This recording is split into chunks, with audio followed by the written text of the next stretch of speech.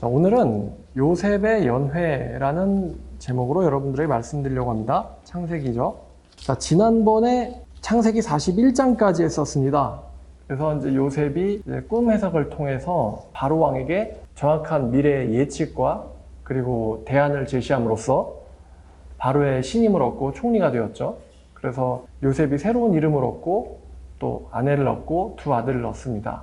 요셉이 이제 인생이 완전히 달라졌죠. 자, 오늘은 이제 42장인데 이제 내용이 요셉의 이야기에서 야곱과 그의 형제들의 이야기로 전환이 됩니다. 42장을 보니까 그때 야곱이 애굽에 곡식이 있다는 소문을 듣습니다. 그러니까 우리가 이 당시에도 이렇게 원시 사회라고는 하지만 미디안 상인들, 이스마엘 상인들 같이 해외와 교류를 하는 사람들이 있었기 때문에 이 소문이 빠르게 퍼질 수 있었던 것 같아요. 야곱이 애굽에 곡식이 있었음을 듣고 아들들에게 말하되 너희는 어찌하여 서로 보고만 있느냐. 야곱이 또 이르되 내가 들은즉 저 애굽에는 곡식이 있다 하니 너희는 그리로 가서 거기서 우리를 위하여 곡식을 사오라. 그러면 우리가 살고 죽지 아니하리라. 자, 요셉의 형 10사람이 애굽에서 곡식을 살려고 내려갔다고 합니다. 내려갔다는 표현을 하는 이유는 가나안 땅에서 이집트는 아래쪽에, 상대적으로 아래쪽에 있기 때문이에요. 자, 근데 베냐민은 내려가질 않았어요. 왜냐면 요셉도 형들에게 갔다가 사라졌잖아요. 그러니까 이 베냐민도 혹시 형들과 같이 갔다가 사라질지도 모른다라는 야곱의 걱정이 반영되어 있는 것 같아요. 야곱이 요셉의 아우 베냐민은 그의 형들과 함께 보내지 아니하였으니 이는 그의 생각에 재난이 그에게 미칠까 두려움이었더라. 지금 야곱이요, 아직도 편애하는 기질이 있죠. 다른 형제들은 좀 그래도 다치거나 없어져도 괜찮은데 이 요셉이랑 베냐민만큼은 안 되는데 이 요셉이 사라지는 바람에 베냐민은 절대 안 되는 거죠. 그래서 베냐민은 그에게 재난이 미칠까 두려웠다. 그래서 베냐민을 보내지 않았다 그래요. 자, 이스라엘의 아들들이 양식 사러 간 자 중에 있으니 가나안 땅에 기금이 있음이라. 그때 요셉이 나라의 총리로서 그 땅 모든 백성에게 곡식을 팔더니, 자, 요셉이 곡식을 팝니다. 요셉의 형들이 와서 그 앞에서 땅에 엎드려 절하매. 그러니까 아무래도 인종상 애굽 사람들이 아니다 보니까 곡식을 파는 중앙 정부에게로 이 야곱의 아들들이 갔던 것 같아요. 그래서 그것을 총 책임과 관리를 맡고 있던 요셉을 봅니다. 만약에 요셉이 게으르고 또 자기 일에 무관심한, 자기에게 주어진 책무에 무관심한 사람이었더라면 형을 마주치지 못했을 수도 있어요. 그런데 형이 중앙정부로 오고 또 요셉도 마침 이 일을 열심히 하고 있었으므로 요셉이 형들을 봅니다. 요셉이 보고 형들인 줄 아나 모르는 체하고, 왜냐하면 애굽 사람이 아니잖아요. 딱 티가 나는 거죠. 모르는 체하고 엄한 소리로 그들에게 말하여 이르되 너희가 어디서 왔느냐. 그들이 이르되 곡물을 사려고 가나안에서 왔나이다. 자, 요셉은 그의 형들을 알아보았으나 그들은 요셉을 알아보지 못하였더라 라고 합니다. 그러니까 이들이 기억하는 요셉은 17살 때의 요셉이에요. 사춘기 때 요셉인데 지금의 요셉은 30살도 넘었고, 왜냐면 지금 풍년 7년이 지났잖아요. 그러니까 요셉의 나이는 최소한 37살 이상이 됐을 거란 말이에요. 30살 후반, 거의 중년이죠. 게다가 지금 요셉은 이미 완전히 애굽 사람들과 같이 그들의 문화에 이제 동화되어서 요셉의 풍채를 가지고서는 요셉이 자기의 형제였다는 것을 알아보기가 힘들었던 거죠. 17살 때의 요셉과 지금 37살, 20년쯤 됐죠. 근데 그들이 그래서 요셉을 알아보지 못하였더라. 요셉이 그들에게 대하여 꾼 꿈을 생각하고, 그리고 요셉은 그들에게 이집트어로 말을 하고 있기 때문에 전혀 못 알아듣습니다. 설마 요셉이겠어? 이러는 거죠. 요셉이 이때 꿈이 생각납니다. 이들이 절하였다고 하잖아요. 그러니까 그 요셉의 꿈에 보면은 11별이 해와 달과 더불어 내게 절하더이다 이러잖아요. 그러니까 내 곡식 이삭단에게 형들의 곡식 이삭단이 다 절한다. 근데 지금 그 그림과 똑같은 그림을 지금 보고 있는 거예요. 형들이 나에게 절하네. 근데 그걸 보고는 이거 어디서 본 적 있는 것 같은데? 바로 자기의 꿈이죠. 요셉이 그들에게 대하여 꾼 꿈을 생각하고 그들에게 이르되 너희는 정탐꾼이다. 이 나라의 틈을 엿보려고 왔느니라. 그러니까 이집트에서 이 약한 부분이 어딘지를 알아보려고 온 정탐꾼들 아니냐. 그들이 그에게 이르되 내 주여 아니니이다. 당신의 종들은 곡물을 사러 왔나이다. 우리는 다 한 사람의 아들이고 확실한 자들이니 당신의 종들은 정탐꾼이 아닙니다. 요셉이 그들에게 이르되 아니라 너희가 이 나라의 틈을 엿보러 왔느니라. 그들이 이르되 당신의 종 우리들은 12형제로서 가나안 땅 한 사람의 아들들이라. 막내 아들은 오늘 아버지와 함께 있고 또 하나는 없어졌나이다. 얼마나 이 얘기 들으면서 재밌었겠어요? 요셉이 그들에게 이르되 내가 너에게 이르기를 너희는 정탐꾼들이라 한 말이 이것이니라. 너희는 이같이 하여 너희의 진실함을 증명할 것이라. 바로의 생명으로 맹세하노니. 재밌죠? 지금 요셉이 얼마나 잘 나가는 사람이면 파라오의 생명으로 맹세합니까? 파라오의 생명으로 맹세하노니 너희 막내아와 여기 오지 못하면 너희가 여기서 나가지 못하리라. 이 얘기를 들었을 때 얼마나 당황했겠어요, 형제들이. 너희 중 하나를 보내어 너희 아우를 데려오게 하고 너희는 갇히어 있으라. 내가 너희의 말을 시험하여 너희 중에 진실이 있는가 보리라. 바로의 생명으로 맹세하노니 그렇지 아니하면 너희는 과연 정탐꾼이니라고는 그들을 다 같이 3일 동안 가뒀다라고 합니다. 재밌죠? 자, 질문. 왜 요셉은 자기 형제들을 3일 동안 가뒀을까요? 왜 요셉은 자기 형제들을 3일간 가뒀을까? 예수님이 십자가에서 죽으셨을 때도 3일 동안 음부 속에, 땅 속에 계셨는데 왜 3일 동안 가뒀을까? 감옥이거든요. 왜 가뒀을까? 정답은 동생을 시샘에서 팔아넘긴 것에 대해서 회개할 시간을 주기 위해서죠. 3일 동안 갇혀서 회개할 시간을 주기 위해서. 사흘 만에, 그러니까 3일째 되는 날에 요셉이 그들에게 이르되 나는 하나님을 경외하는 사람이다. 자, 이제 갑자기 또 이 총리 요셉이 자기는 하나님을 경외하는 자래요. 너희는 이같이 하여 생명을 보존하라. 너희가 확실한 자들이라면 너희 형제 중에 한 사람만 옥에 갇히고 너희는 곡식을 가지고 너희 집안에 가서 굶주림을 구하고 막내 아우를 내게로 데리고 오라. 그러면은 너희 말이 진실이 되고 너희가 죽지 아니하리라 하니 그들이 그대로 하니라 라고 합니다. 자, 그들이 서로 말하되 지금 이제 10명 중에서 한 명이 감옥에 갇혀야 되는 거예요. 그들이 서로 말하되 야, 우리가 아우의 일로 말미암아 범죄하였도다. 그가 우리에게 애걸할 때에도 그의 마음에 괴로움을 보고서도 듣지 아니했으므로 그 괴로움이 우리에게 임하였도다. 르우벤이 그들에게 대답하여되 야, 내가 너희에게 그 아이에 대하여 죄를 짓지 말라고 하자 했더냐? 그래도 너희가 듣지 않았으니 그러므로 그의 피값을 치르게 되었도다. 그러니까 지금 이 10명은 요셉이 뭐 한 줄로 알아요? 죽은 줄로 알고 있어요. 피값이라는 말을 하는 걸 보면은. 루벤이 막 나머지 9명한테 막 불평을 합니다. 내가 살려주자고 했잖아. 자, 창세기 37장으로 돌아가서요. 37장 29절 보니까, 자, 르우벤이 돌아와 구덩이에 이르러 본즉 거기에 요셉이 없는지라. 왜냐면은 팔아버렸거든요. 요셉이 없는지라. 르우벤이 아우들에게 돌아와서 이르되 아이가 없도다, 아이가 없도다. 난 어디로 가나. 이렇게 통탄을 합니다. 르우벤이. 그래도 장자잖아요, 르우벤이. 자, 그들 사이에 통역을 세웠으므로 다시 돌아와서요. 그들은 요셉이 듣는 줄 알지 못하였더라. 그러니까 얼마나 재밌었겠어요. 자기가 죽은 줄로 알고 있는데 형들 10명이 난리가 난 거예요.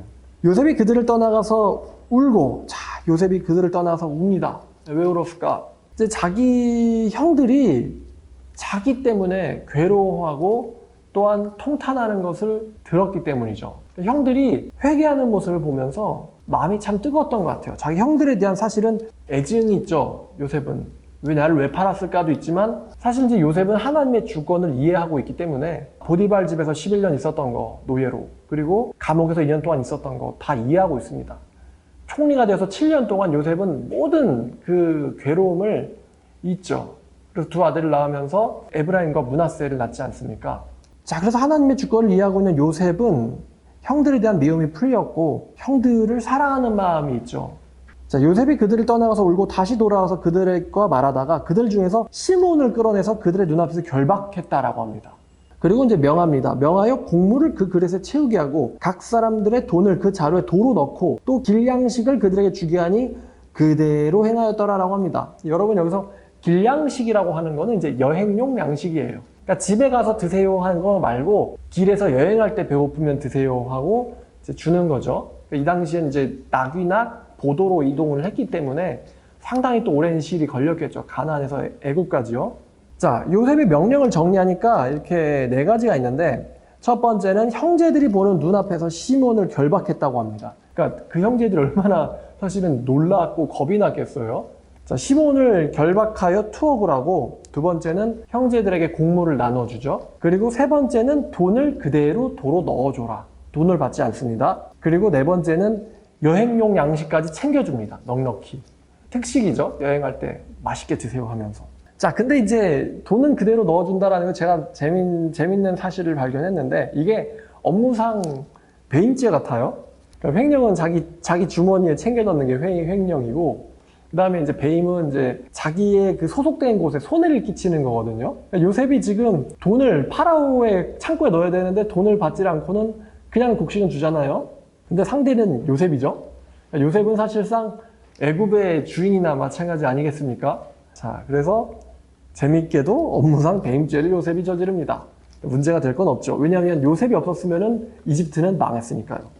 자, 그들이 곡식을 나귀에 싣고 그곳을 떠났더니 한 사람이 여관에서 나귀에게 먹이를 주려고 자기 자루를 풀고 본즉 돈이 자구 아귀에 있는지라. 그가 형제에게 말하되 내 돈을 도로 넣었도다. 보라 자루 속에 있도다. 이에 그들이 홀이 나서 떨며 서로 돌아보며 말하되 하나님이 어찌하여 이런 일을 우리에게 행하셨는가 하고, 지금 돈이 없어야 되는데 곡식을 달라고 돈을 줬는데 돈이 그대로 있잖아요. 곡식은 있는데. 그들이 홀이 났다라고 이야기해요. 그러니까 마치 이것과 비슷하죠. 예수님이 그 풍랑 가운데서 제자들이 죽겠다고 하는데 예수님께서 파도와 바람을 잔잔케 하시잖아요. 그랬더니 잔잔케 함을 보고는 오히려 제자들이 두려워하면서 놀랍니다. 근데 마찬가지로 곡식을 받으려고, 구원을 받으려고 갔는데 곡식도 있고 돈도 있으니까 오히려 더 놀라는 거예요. 누군지 모르니까 이런 거죠. 자, 그들이 가나안 땅에 돌아와서 그들의 아버지 야곱에게 이르되 그들이 당한 일을 자세히 알리어 이르되 그 땅의 주인인 사람이 있는데 그 사람이 엄하게 우리에게 말을 하는데 우리를 그 땅에 대한 정탐꾼으로 여기기로 우리가 그에게 이르되 우리는 확실한 자들이요 정탐꾼이 아닙니다. 우리는 한 사람의 아들인데 하나는 없어지고 막내는 우리 아버지와 함께 있고 가나안 땅에 있나이다 했더니 그 땅의 주인인 그 사람이 우리에게 이르되 내가 이같이 확실한 자들임을 너희가 알려야 된다. 증명해야 된다. 너희 형제 중에 하나를 내게 두고 양식을 가져가서 너희 집안에 굶주림을 구하고 너희 막내 아우를 내게 데려오라. 그러면은 너희가 정탐꾼이 아니요 확실한 자들임을 내가 알고 너희 형제를 너희에게 돌려주리니 너희가 이 나라에서 무역하리라. 자, 그러면 너네가 이제 와서 사고 팔고 할 수 있을 거야. 자, 그리고 또 각기 또 자루를 다 쏟아봤더니 각 사람의 동뭉치가 또 자루 속에 그대로 있어요. 그러니까 이걸 보니까 지금 12아들은 각각 가정을 꾸린 거예요. 가정을 꾸렸는데, 그러니까 이제 각각 이제 다들 그 가장 아니겠습니까? 나는 얼마 벌었으니까 얼마를 곡식을 사야지. 나는 얼마 벌었으니까 얼마를 곡식을 사야지.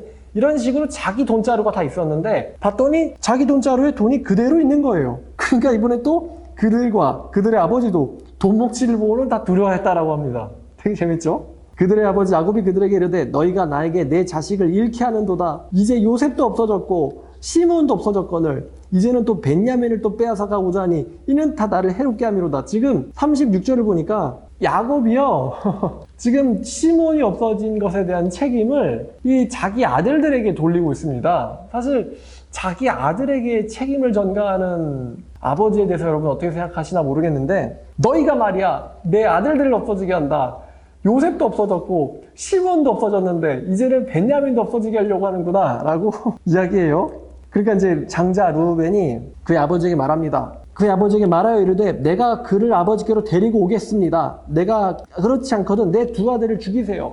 좀 말은 안 되죠. 네 손자를 죽이세요 이런 거거든요. 손자를 죽이세요. 그리고 그를 내 손에 맡기소. 내가 책임지고 아버지께 돌아오겠습니다. 그랬더니 야곱이 내 아들은 너희와 함께 내려가지 못할 것이다. 그의 형은 죽고 그만 남았음이라. 만일 너희가 가는 길에 재난이 그에게 미치면은 너희가 내 흰머리를 실패하며 스울로 내려가게 할 것이다. 그러니까 여러분 야곱이요 너네들 못 믿겠다 이거예요. 근데 한 번 당하지 두 번 당하냐. 그의 형도 너희한테 보냈는데 죽었잖아. 그러니까 사실은 야곱이 알고 있기를, 야곱은 지금 요셉이 지금 뭐 20년간의 비밀인데 야곱은 요셉이 짐승에게 물려주는 줄 알고 있죠. 얘네들이 팔았다라는 거는 완전 이건 비밀인 거예요. 근데 야곱은 지금 짐승이 한 일도 사실 이 자식들이 한 거라고 생각하고 있고, 시므온을 남겨놓고 온 것도 너네들이 도대체 일 처리를 어떻게 했길래 시므온이 못 온 거냐 이렇게 알고 있고요. 또 이제 베냐민까지 달라고? 그러니까 지금 야곱이 완전히 심정이 막 죽겠는 거예요. 자, 그럼 이제 몇 가지 정리. 자, 아까 요셉이 명령한 것 중에 하나가 바로 시므온을 투옥한 거였습니다. 이게 참 어려운 질문인데 왜 10명 중에서 시므온이 투옥됐을까? 이 질문을 할 수 있겠거든요. 왜 시므온이 투옥했을까? 뭐 어떤 분은 이 요셉을 뭐 죽이자라고 했던 사람이 뭐 시므온이기 때문이다라고 얘기하는 분도 있어요. 근데 창세기 37장에서 이 요셉을 죽이자라고 했던 사람이 시므온이라는 것에 대해서는 사실 성경의 본문에는 나와 있질 않습니다.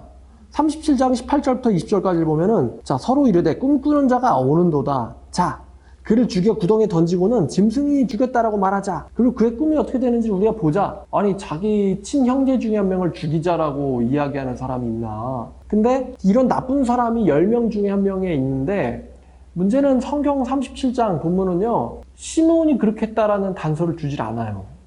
우리는 재판하듯이 이 성경을 이잡듯 봤을 때 시몬이라는 결정적 단서를 얻을 수는 없습니다. 자, 그럼 이제 우린 추정을 해야 되거든요. 왜 시몬이 투옥됐을까? 자, 첫 번째, 일단은 아들 중에 하나가 투옥된 이유는 이렇습니다. 이들 중에 하나를 인질로 잡지 않으면은 야곱의 아들들이 다시 와야 돼요, 안 와야 돼요? 안 오겠죠? 왜냐면 요셉을 워낙 무서워했기 때문에, 그죠? 엄한 말로 얘기했다니까 그 10명의 형제들이 완전히 그냥 겁을 먹었단 말이에요. 그래서 아버지 우리가 죽었으면 죽었지 못 갑니다. 이렇게 얘기할 것 같잖아요. 그래서 한 명을 인질로 잡지 않으면, 그러니까 인질이에요 사실은. 인질로 잡지 않으면 야곱의 아들들이 돌아오지 못할 게 분명합니다. 그러니까 안 올 게 분명해요. 근데 하나님의 꿈을 성취하기 위해서는, 하나님이 요셉에게 주신 꿈을 성취하기 위해서는 아들들이 와야 돼요. 자기가 총리 그만두고 내려갈 수는 없잖아요. 그리고 이제 요셉은 충직과 충성이 요셉의 이 본질이기 때문에 요셉이 파라오를 배신할 수는 없다는 거죠. 자, 그 다음에 아마도 이 레위와 시므온이 디나 사건 때 세겜 사람들을 상륙한 당사자들입니다. 이 레위와 시므온이요, 이 레위는 되게 정의를 따지는 사람이고 시몬은 되게 폭력적인 사람인 것 같은데, 이 10명 중에서 이 2명이 레위와 시몬이 짜고서는 세겜 사람들을 다 전멸을 시켜버렸어요. 여자아이들 빼놓고. 자, 얼마나 이 2명이 폭력적인지 여러분, 야곱이 죽기 전에 예언적인 축복을 해주고 죽거든요. 근데 이 49장인데, 창세기 49장인데요. 한 명 한 명씩 지금 야곱은 축복을 해주거나 예언을 해주고 죽는데, 5절에 보면요, 아예 그냥 통으로 그냥 얘기를 합니다. 레위, 너는 이거다. 시몬, 너는 이거다. 이게 아니고, 시몬과 레위는 형제요. 그들의 칼은 폭력의 도구로다. 그러니까 형제라는 게, 너네 둘은 한 통속이고 너네들은 폭력적이야. 내 호나 그들의 모의에 상관하지 말지어다. 내 영광아 그들의 집회에 참여하지 말지어다. 그들이 그들의 분노대로 사람을 죽이고 그들의 혈기대로 소의 발목 힘줄을 끊었음이로다. 그 노염이 혹독하니 저주를 받을 것이요 분기가 맹렬하니 저주를 받을 것이라. 내가 그들을 야곱 중에서 나누며 이스라엘 중에서 흩으리로다. 자, 이렇게 얘기합니다. 그러니까 이 야곱이요, 이 레위와 시몬이 아빠랑 상의하지 않고는 저질러버린 일들이 세겜 도시를 멸망시킨 것, 이게 얼마나 충격적인지, 야곱이 죽을 때 마지막으로 레위와 시몬한테 하는 말도 이들의 폭력에 대해서 사실은 책망하는 얘기를 하고 있습니다. 너네 때문에 완전히 전멸당할 뻔했다. 그리고 세겜 사람들이 그렇게 전부 다가 죽을 만한 일을 하지 않았는데 너희들이 오히려 그 세겜 사람들과 이렇게 친하게 지낼 수도 있었는데 너희들이 성급하게 칼을 뽑아가지고 완전 적을 져버렸잖아요. 하나님의 사람들인데. 그래서 이거를 책망하는 이야기를 하거든요. 그러니까 레위와 시몬은 세트로 묶여 있어요. 얼마나 잘못했으면 죽기 전에 야곱이 이런 말 하겠습니까? 자, 그럼에도 불구하고 요한계시록에서 7장에 12지파가 나오는데 그 12지파에 레위와 시몬은 당당히 이름이 들어가 있습니다. 그래서 결국에는 이제 하나님의 언약 백성 안에 레위와 시몬이 포함되어, 그러니까 하나님께서 여전히 축복을 레위와 시몬에게도 하고 계심을 알 수 있어요. 참고로 이제 요한계시록 7장에서 이 12지파가 등장하는데 이 중에 12지파에서요, 정의라는 뜻의 이 단지파가 빠져나갑니다. 단지파가 빠져나가고 12명 중에 단지파가 빠져나갔으니까 11지파잖아요. 그런데 11지파에서 요셉의 아들인 므낫세가 나와요. 므낫세. 자, 요셉의 아들 요셉과 요셉의 아들 므낫세가 나와서 12이 사실은 딱 맞아요. 단지파가 왜 빠졌을까? 뭐 이거는 요한계시록에서 한번 제가 설명을 드렸던 것 같아요. 거기서도 불량배들이 굉장히 잔인한 일을 저지른 적이 있어요. 그래서 빠져버립니다. 그러면 왜 레위와 시몬일까 했을 때, 레위는 좀 더 정의롭지만서도요, 아무래도 시몬이 이 요셉을 죽이자라는 음모에, 아마 요셉을 죽이자라는 말을 누군가 했다면 유력한 사람은 레위 아니면 시몬이에요. 근데 아무래도 시몬이 더 주동적인 역할을 했던 것 같습니다. 이거는 그냥 추정이에요. 그래서 요셉은요, 시몬에게 더욱 깊은 회개의 기회를 주기 위해서, 그러니까 사실은 형제 중에 하나를 죽여버리자. 이거는 가인 정도가 되는 발언이거든요. 죽여버려서 없애버리자. 이건 가인 정도에 해당하는 발언인데, 그런 정도의 여러분 그 마음을 먹으면 성경은 형제를 미워하는 자를 살인자라고 말하지 않습니까? 미움은 이미 살인이다. 그런데 이미 그 정도로 미워했던 거예요. 보니까 죽여버리자라고. 그래서 그러한 사람에게 회개의 기회를 주기 위해서인 것 같아요. 그래서 시몬을 가둔 거 아닐까? 그런데 이제 여담으로 그 요셉이 이집트의 뭐죠? 총리죠. 그러니까 요셉이 있는 이 이집트가 사실은 가나안보다 훨씬 안전해요. 왔다 갔다 하는 그 여행 중에 위험도 없고, 바로의 이집트는 도시국가를 건설했기 때문에 이 이집트의 감옥이 가나안보다는 훨씬 더 안전합니다. 그리고 성경에는 나와 있지 않지만 이 요셉의 형제 아닙니까? 총리의 형제잖아요. 그래서 요셉이 분명히 시몬이 편안하게 감옥에서 생활할 수 있도록 배려를 했을 것으로 생각되죠. 그래서 아마 시몬은 야, 애굽 감옥 생활 괜찮은걸? 이렇게 생각했을 수도 있어요. 자, 근데 이제 너무한 건 바로 이 형들인데, 자, 근데 지금 르우벤의 대사도 좀 봐야 되는데요. 이 르우벤이요, 아버지에게 말하기를 내가 책임지고 데려올 것이니 내 아들을 죽이세요라는 말을 합니다. 물론 르우벤이 자식 사랑이 없는 사람이라고 볼 수도 있겠지만 사실은 이제 성경에서 보면은 르우벤이 지금 상당히 그래도 성화가 된 성격임을 여러분 알 수가 있어요. 어떻게 자기 자식을 걸고서는 내가 책임지고 아버지의 자녀들, 그러니까 내 형제들을 안전을 보장하겠습니다라는 얘기를 하는데, 여러분 사실 르우벤이 그렇게 착한 사람은 아니죠. 이 르우벤은요, 창세기 35장을 보면 르우벤은 자기 아버지의 아내, 아버지의 첩 빌하와 동침했었던 사람입니다. 사실은 황당한 사건이고 일어나면 안 되는 사건인데 35장 22절을 보니까, 자, 이스라엘이 야곱이 그 땅에 거주할 때에 르우벤이 가서 아버지의 첩 빌하와 동침함에 이스라엘이 이를 들었다라고 이야기합니다. 얼마나 황당한 이야기입니까? 아무리 친엄마는 아니라지만 아버지의 첩이니까 내 친엄마는 아니지만 그래도 어머니의 학렬에 속하는 사람이에요. 빌하라는 사람은. 그런데 빌하와 동침함에 이스라엘이 이를 들었다. 여러분, 그 빌하가요, 누구누구를 낳냐면은 단과 납달리를 낳습니다. 근데 단과 납달리는 그렇다면 르우벤의 형제라는 거잖아요. 그러니까 얼마나 황당합니까? 단과 납달리가 뭐라고 하겠어요? 우리 장자 형이 우리 엄마랑 관계가 있었다. 이러니까 얼마나 황당하겠습니까? 단과 납달리가. 그러니까 야곱이 이를 들었다라고 하는 건 야곱이 그에 대해서 굉장히 충격적으로 깊이 생각하고 있다는 이야기거든요. 근데 자기 장자인데. 그래서 야곱의 축복과 유언에서 르우벤의 이야기가 나왔습니다.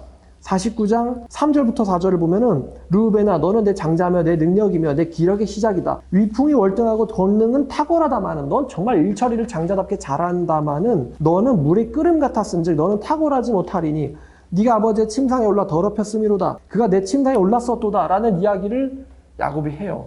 자, 근데 이런 르우벤이 야곱을 안심시키면서 내 아들을 차라리 죽이세요. 내가 당신의 자녀들을 지키겠습니다. 라는 말을 하는 걸 보면은 르우벤이 변했음을 여러분 알 수가 있어요. 르우벤이 성화되었음을 여러분 알 수 있습니다. 자, 그리고 이제 또 하나가 단어 연구에서 이제 스올이라는 단어가 나오는데, 여러분 스올이라는 거는요, 무덤이란 뜻이에요. 무덤이란 뜻이고, 또 문맥을 통해서 보면은 죽음이란 뜻이 있고, 사망이라는 뜻이 있고, 또 죽은 자들이 있는 곳이라는 의미로도 해석될 때가 있습니다. 여러분 죽은 자들이 있는 곳이라고 하면 또 여러분에게 연상되는 데가 어디죠? 지옥이죠. 그래서 수올하면 지옥 아니야? 바로 연결할 수 있는데 수올은 무덤, 죽음, 사망이라는 뜻도 있어요. 그래서 여기서 만약에 수올을 지옥이라고 해석을 해버리면은 야곱이 지옥 같다 이렇게 말이 돼버립니다. 아브라함과 이삭과 야곱의 하나님인데 그 야곱이 지옥 같다 이렇게 해석하면 되겠어요? 안 되겠어요? 안 되겠죠. 자, 그래서 여기서 우리는 야곱이 지옥에 갔다라고 해석할 게 아니라 슬픔 가운데서 죽음을 맞이하게 하려고 한다. 너희들이 나를 슬픔 가운데서 죽게 하려고 하는구나 라는 말을 하고 있는 거예요. 야곱은. 너희가 내 흰머리를 슬퍼하며 죽음 가운데로 내려가게 함이 되리라.